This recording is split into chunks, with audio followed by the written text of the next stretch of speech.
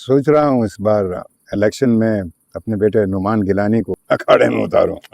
लेकिन वो तो यार हाथ ही नहीं पकड़ा रहा, स्लिप हो जाता है इतना इतना गाय बड़ी। सियासत आजकल कोयलों की दलाली है, उसमें हाथ भी काला और मुंह भी काला। मेरा ख्याल है बानी अच्छा बच्चा है, उसे इस खेल से दूर रखो। ऐसी बातें करते होगी। ये जो रियाया है ना जिस पर हम हुकूमत करते हैं, इसको हाथ जोड़कर पावर के पीछे पीछे चलने का नशा हो चुका है। ये बताओ अब्दुल रहमान कब जा रहा है? टिकट आ गई है उसकी?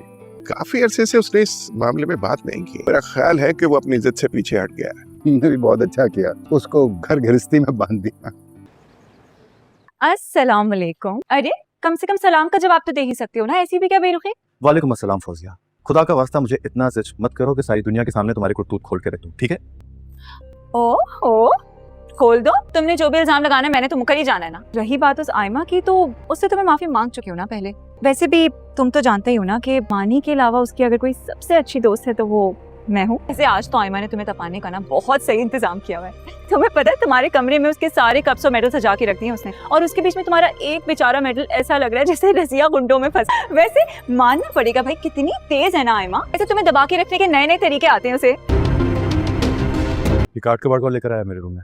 काट कबाड़? सारी मेरी जिंदगी की अचीवमेंट्स हैं और तुम इन्हें काट कबाड़ कह रहे हो? जो भी है, लेकिन यहाँ क्यों है ये? अब ये कमरा मेरा भी है, इसीलिए मुझसे वाबस्ता सारी चीजें आहिस्ता आहिस्ता इस कमरे में आएंगी। मैं बड़ी मुश्किल से अपने कमरे में तुम्हें बर्दाश्त करने की कोशिश कर रहा हूँ। काफी नहीं है? फजूलियात भी अब इस कमरे में लाके फेंको क्यों?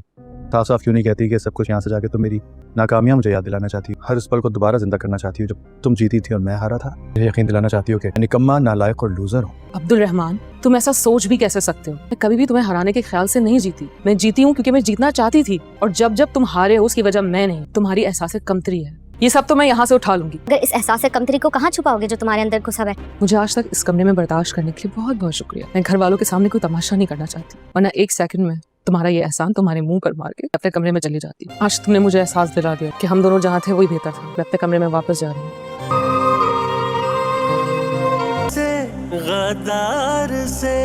ऐसे कैसे जा सकती हो तुम? जरा सी बात क्या कह दी मैंने? इज्जत का मसला बना लिया तुमने। याद है ना निकाह वाली रात, तुमने भी मुझे ऐसी किस्म की बातें सुनाई थी। उसकी वजह भी तुम और तुम्हारा ये रवैया था। तुम मुझे बार बार एहसास दिलाने की कोशिश कर रहे थे कि मैं तुम्हारी जिंदगी में जबरदस्ती शामिल हो गई। कान खोल कर सुन अब्दुल रहमान, मैंने इस रिश्ते को सच्चे दिल से निभाने की कोशिश की। अगर मुझसे भी नहीं होगा तो एक बात तुम भी कान खोल के सुन लो। तुम्हें क्या लगता है इस रिश्ते को सिर्फ तुम निभा रही हो क्या?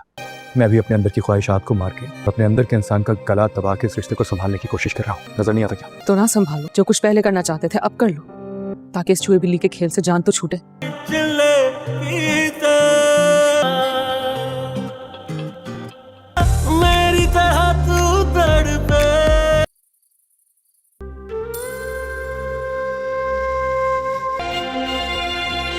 क्या हुआ? कुछ नहीं। तो फिर इतना सैड क्यों हो? मैं तो हमेशा ही सैड रहता हूँ। मेरे पास एक मैजिक है जिससे मैं तुम्हें हैप्पी कर सकती हूँ। मैं सैड होती हूँ तो मम्मी पापा मुझे वो मैजिक करके हैप्पी करते थे। मैं साथ वो मैजिक करूँ? करो। पहले अपनी आईज क्लोज करो। आयमा के कमरे की लाइट क्यों जल रही है? इस वक्त कौन है यहाँ? तुम यहाँ इस कमरे में क्या कर रही हो? अम्मी, आप इस वक्त यहाँ क्या कर रही हैं? तुम दोनों के मेरा दिल बैठा जा रहा है। मुझे बताओ क्या हुआ बेटा? कोई झगड़ा तो नहीं हुआ? परेशान हो रही हैं? ऐसी कोई बात नहीं है। मेरा दिल चाह रहा था कि कुछ देर अपने रूम में गुजारूं, इसलिए मैं यहाँ आ गई। नहीं बेटा, माँ का दिल ऐसे खामखा परेशान नहीं होता है। तुम मुझसे कुछ छुपा रही हो? प्लीज बेटा मुझे बताओ क्या हुआ तुम दोनों के बीच में? कुछ नहीं हुआ, आपका वहम है। आयमा, तुम्हारा चेहरा तुम्हारे अल्फाज का साथ नहीं दे रहा है। लगता है कि मुझे तुम्हारे अब्बू से बात करनी पड़ेगी। है जो तुम मुझसे छुपा रही हो। और अगर झगड़ा हुआ भी है ना, तो मुझे पूरा यकीन है कि सारी गलती तुम्हारी होगी, क्योंकि गुस्सा तो तुम्हारी नाक की नोक पे टिका रहता है। समझाती हूँ ना मैं तुम्हें। अम्मा, क्या बात है? क्यों डांट रही है इसको? डांट कहाँ रही हूँ, मैं तो बस इसे ये कह रही थी कि ये इस वक्त इस कमरे में क्या कर रही है। इसे तो अपने रूम में होना चाहिए था। तुमने बताया नहीं अम्मा को? तो मैं बता देता हूँ। अपने कमरे को मिस कर रही थी। मैंने कहा कि यहाँ अपने पुराने कमरे में आके सो जाए, अगर आपको इतराज ना हो तो। जो कुछ हुआ इसमें कसूर हुआ तो शायद ये भी नहीं है। अब्बा के फैसले से इनकार तो शायद इसके बस में भी नहीं था। मैं मुझ जैसे लूजर से शादी क्यों करती? पहले जख्म देते हो फिर मरहम लगाने आ जाते हो। क्या हो जाता है मुझे? आज भी शायद ज्यादा बोल गया। हालांकि इतने एहसानात हैं तुम सबके मेरे ऊपर कि मैं भी कितना अजीब हूँ। सब कुछ भुला के इंसान फरामोशी की इंतहा पे पहुंच जाता हूँ कभी कभी। पता है, तुम आज मुझे वही बचपन वाले अब्दुल रहमान लगे हो। जरा जरा सी बात पे दुखी हो जाता था। ये बचपन ही तो है जो कम वक्त जान नहीं छोड़ता। जानते हो ना अम्मी अब्बू तुमसे कितना प्यार करते हैं? सब जानता हूँ, और ये भी जानता हूँ कि वो तुम्हारे अब्बा और मेरे चाचा है। उनके लहजे में हमेशा मैंने अपने लिए शफकत देखी, लेकिन उनकी आंखें हमेशा तुम्हारे लिए मोहब्बत। औलाद होना और औलाद की तरह समझने में बहुत फर्क होता है ना।